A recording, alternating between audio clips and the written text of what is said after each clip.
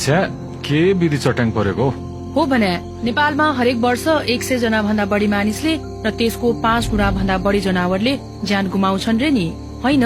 यसबाट जोगिने बस्ने केही उपाय छैन सविता म्याडम? किन नहुनु? चट्याङ ठूलो मात्राको विद्युतीय करेन्ट न हो।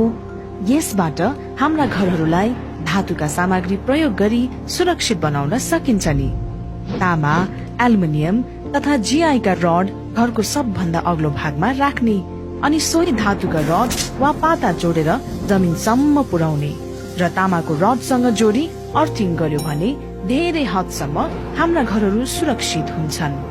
साथै चट्याङबाट आफू सुरक्षित रहन गड्याङ गुडुङका बेला घरबाट बाहिर ननिस्किने र यदि घर बाहिर भएमा तुरुन्त घरभित्र वा सुरक्षित स्थानमा जानु पर्छ। सुरक्षित स्थान भन्नाले पक्की घरहरू, बस, भ्यान आदि।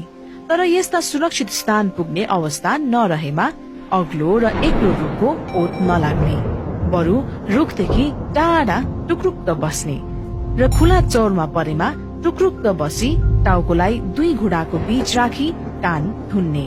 अनि घरभित्र पुरै सुरक्षित रहन्छौ त?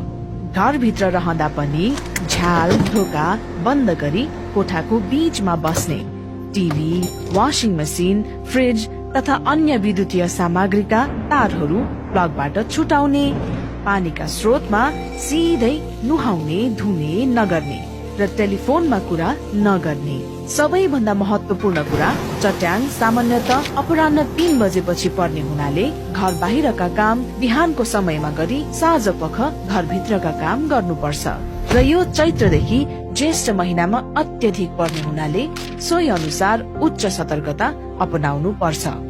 विपद पूर्वको तयारी हामी सबैको साझा जिम्मेवारी।